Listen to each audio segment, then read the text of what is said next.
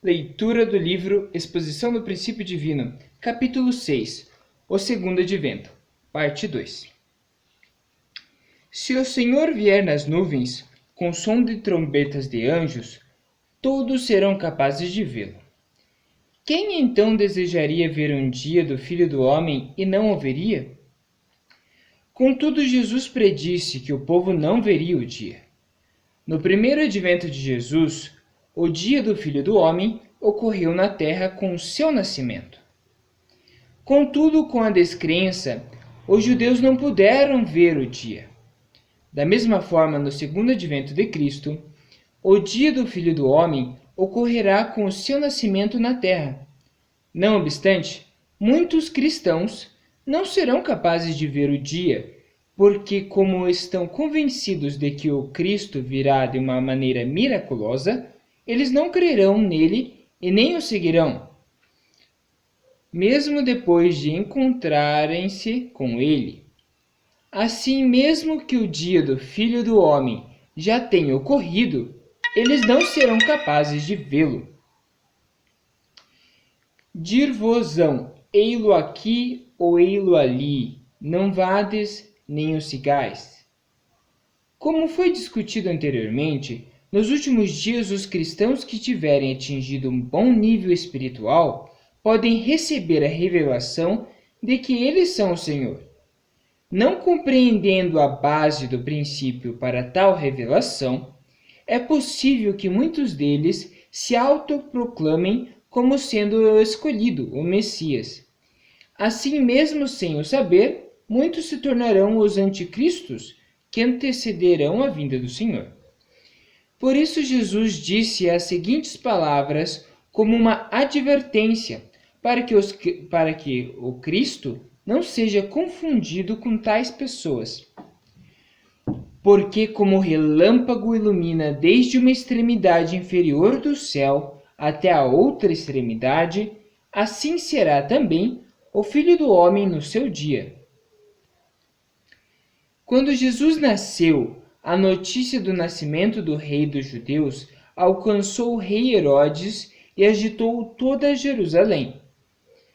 No segundo advento, os avanços nos transportes e nas comunicações permitirão que as notícias do segundo advento viajem aos quatro cantos do globo, Oriente e Ocidente, com a velocidade de um relâmpago. E como aconteceu nos dias de Noé, assim será também nos dias do Filho do Homem. Quando Noé soube que o julgamento pelo dilúvio era iminente, ele chamou as pessoas para entrarem em sua arca. No entanto, elas não deram ouvidos às suas palavras e todos foram afogados. Da mesma forma, nos últimos dias, Cristo retornará na carne e chamará as pessoas para entrar na arca da verdade. Todavia, os cristãos que obstinadamente permanecerem olhando para o céu à espera dos supostos sinais miraculosos da aparição do Senhor, não darão ouvidos às palavras da verdade proclamadas a partir da terra. Em vez disso, eles rejeitarão o Senhor como um herege. Descuidados como o povo do tempo de Noé, eles fracassarão em servir a vontade providencial de Deus. Qualquer que procurar salvar a sua vida, perdê-la-á, e qualquer que a perder, salva-la-á. Teria alguém de sacrificar sua vida para seguir o Senhor, se ele viesse nas nuvens com o toque da trombeta dos anjos? Porque o Cristo retornará através de um nascimento físico, ele será visto como um herege perante os cristãos que o esperam vindo de uma forma miraculosa. Assim, aqueles que o seguirem devem estar prontos para enfrentar até mesmo a morte. O versículo também significa que as pessoas que acreditarem nele e o seguirem com o risco de suas vidas irão viver.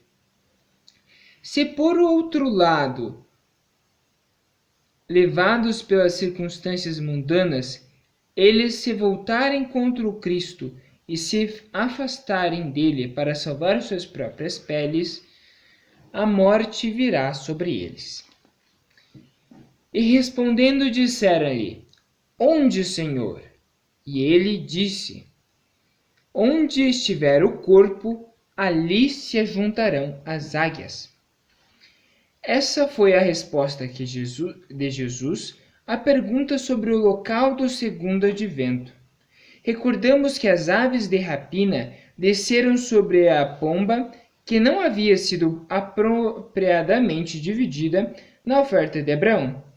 Aquilo nos ensinou que Satanás está sempre procurando por uma oportunidade para reivindicar o que não está devidamente santificado.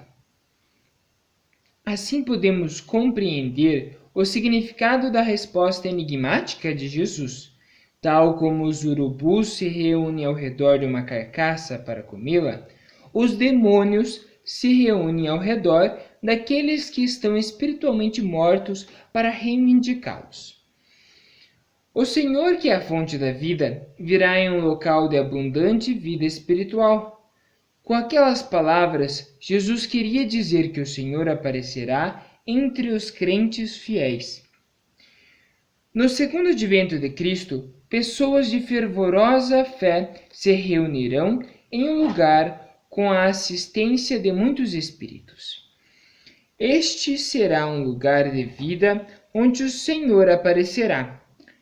Jesus nasceu entre o povo escolhido, que adorava a Deus fielmente. Em particular, Jesus revelou-se como o Messias para aqueles que tiveram fé, tornaram-se seus discípulos e o seguiram.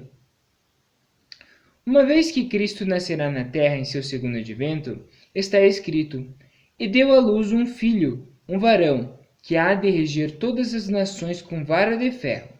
E o seu filho foi arrebatado para Deus e para o seu trono. O cetro de ferro aqui significa a palavra de Deus, com a qual o Senhor julgará o mundo pecaminoso e restaurará o reino do céu na terra. Como foi explicado anteriormente, o julgamento por fogo significa o julgamento pela palavra. Assim, a palavra de Cristo, que será o nosso juiz nos últimos dias, é a mesma palavra, pela qual o céu e a terra serão queimados no fogo do julgamento. E é também o sopro da boca do Senhor, com o qual ele destruirá o ímpio. A palavra que Cristo anuncia é também chamada de o sopro de seus lábios e a vara de sua boca. Todas estas expressões simbolizam o cetro de ferro, como está escrito: E com vara de ferro as regerá, e serão quebradas como vasos de oleiro, como também recebi de meu Pai. O versículo fala também de um menino que nasce de uma mulher e é levado para Deus e para o seu trono.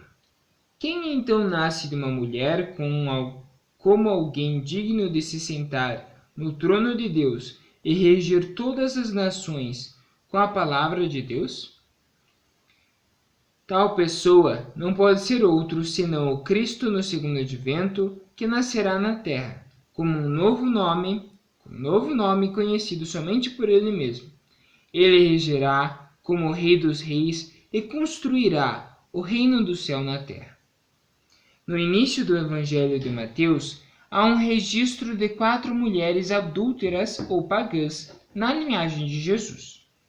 Isso demonstra que o Salvador da humanidade deve nascer como um homem sem pecado, como fruto de um processo de purificação da linhagem a partir de uma linhagem com pecado, para salvar todos os descendentes das linhagens pecadoras.